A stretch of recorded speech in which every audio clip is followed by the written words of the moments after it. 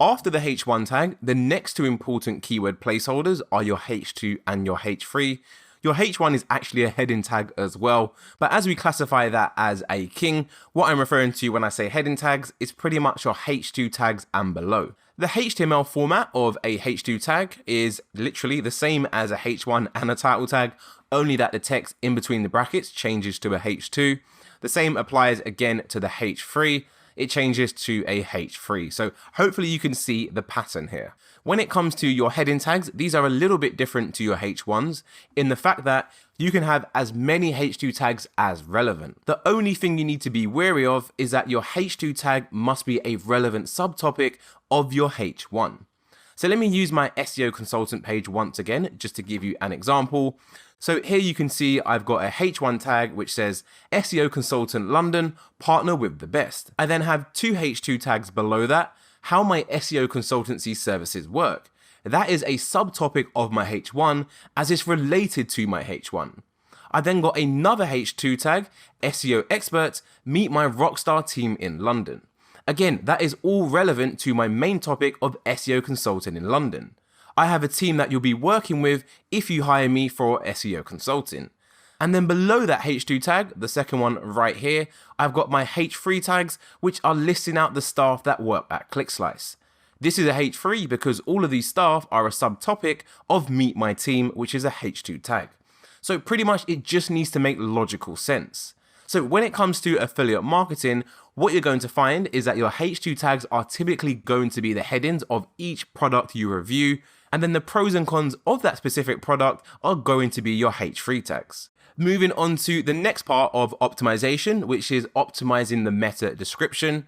The meta description is the text you see in the Google search results below your title tag. So again, for my SEO consultant London page, this would be my meta description right here. And the best practices to follow when it comes to optimizing this is to make sure it's under 155 characters in length, and that includes spaces, as if it's longer than that, Google is likely to cut it off and even rewrite it to its own version which it thinks is the best. And it often doesn't do a good job. So keep it under 155 and it's less likely for this to happen. Same rules as your title tag really. You also want to make sure you get your keyword mentioned in the tag. It doesn't matter where, as it isn't really a ranking factor anymore, your meta description. However, when you do include your keywords, what Google does is actually bold those words. So you can see I've got the word SEO right here and the word London, and I've also got the word expert, which is a different variation for the word consultant. And as you can see, Google has highlighted these words in bold, which is going to make it more likely to stand out and generate more clicks across to my page. The third thing, which is optional, is you can try and ask questions in your title tag to help grab people's attention. Applying this to my meta description, I could have said, "Are you looking for an SEO consultant in London?" ? And finally, make sure you write naturally. Moving on to another live walkthrough. So let's start off with updating the page's meta description. So exactly how we've done before, find the page you want to edit and then click edit. Now the meta description is actually done through Yoast SEO as well, the same way we done the title and the URL. You can see we have a box right here for meta description. So I already have a meta description written up, so I'm just going to go ahead and paste that in like so. You can see it says, "Looking for the best table saw on the market, ? Our team spent weeks researching and testing them all, so you don't have to." So I start off my meta description asking a question, which is one of the points I mentioned on the PowerPoint slides. It just helps increase your CTR, which stands for click-through rate, by the way, which is basically the percentage of people that click your website from the Google search results. So once you're happy with your meta description, once again, go and click update. That will then publish that data onto your page. So let's go ahead and check out the page and review the other headings. So we know we have our H1 tag here at the top, and we can use our SEO Meta one-click Google Chrome extension just to confirm that. If I go to headers, you can see we've got the best job site table saws reviewed, suitable for all budgets. This is our H1 tag right here. If I go back to summary, we can see we have our meta description we just added, and we've got an SEO title here at the top as well. However, what I can see is we have 23 H2 tags. Now, this doesn't necessarily mean it's a problem, as you can have as many H2 tags as you need. However, we need to make sure these H2 tags are indeed relevant. Remember, an H2 tag is a subtopic of the H1 tag. So let's go ahead and look at what these actual H2 tags are.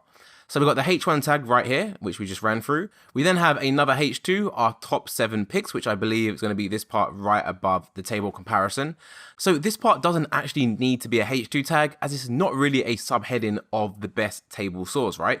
It's our top 7 picks, which is part of our whole list for the best table saws.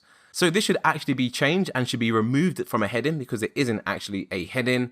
And then we have another H2, which is obviously our first product, number 1 SawStop 10-inch professional saw. And then we have more H2 tags, the pros and the cons. So this is actually relating to the pros and the cons right here under this product. So these should not be H2 tags. What they should be is H3 tags, as these are subtopics of the H2.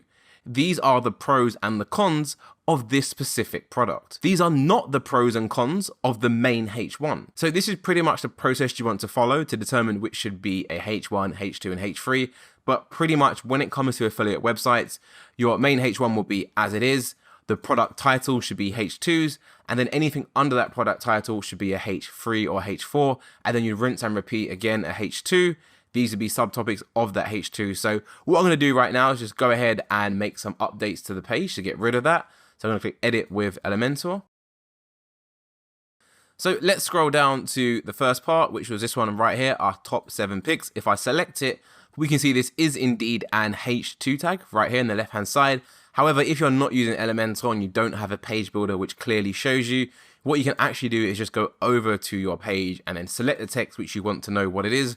Right click and then click inspect. This is pretty much the manual way to do it. You're not using the plugin, but you can see we then have a H2 tag right here, what I just ran through, and it says our top 7 pick. So that's pretty much the long-winded way to do it. But regardless, no matter what you are using, you can definitely figure out what is what.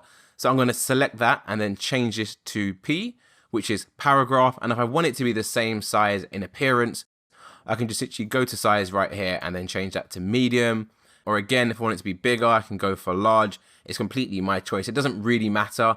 The main focus from an SEO perspective is that this is not a H2 tag. So it's not going to get picked up in the SEO Meta Chrome extension, which is perfect.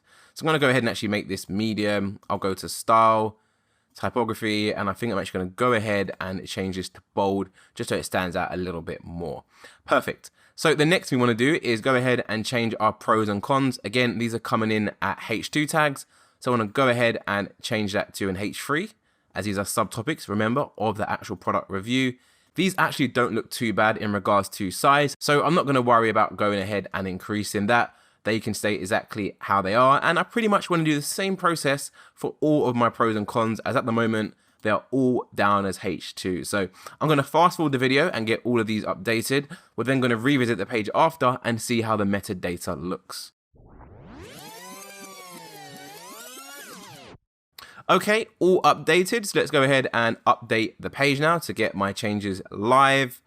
Let's go over to the page and then refresh it. And now if we go ahead and look at the SEO metadata, you can see we only have 8 H2 tags now, which is perfect as we have 7 products, which is a lot better. If we go into the heading tab, we can see what those are. We've got this one, H1 perfect, H2, pros and cons. You can see it just looks like it's structured a lot better too, and that's because this is the way it should be.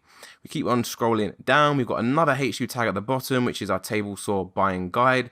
I'm going to leave this as a H2 as the buying guide is relevant to the main H1 of the best table saws. So again, this is perfect to have. We've got some other H3s within that content, the type, the motors, components. So I actually scroll down to this buyer's guide right here, which is right at the bottom below all the product reviews.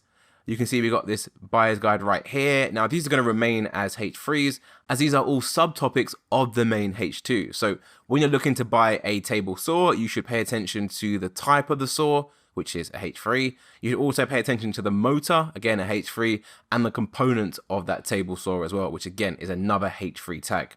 We've got these H5 tags which are appearing, which is quite interesting, and another H3 subscribe to our email list.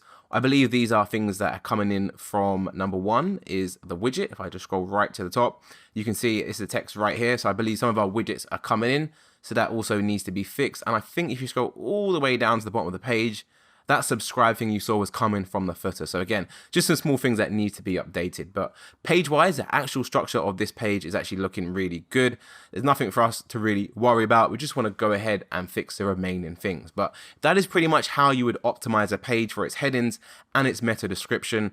And now this page is pretty much ready to go. So we've gone through the whole process now from start to finish. You've seen how I've created the page and how I've optimized it. And this is the best structure now, and you are perfectly positioned to go ahead and rank this on the first page of Google. Once again, I hope you found this valuable, and I'll see you in the next one.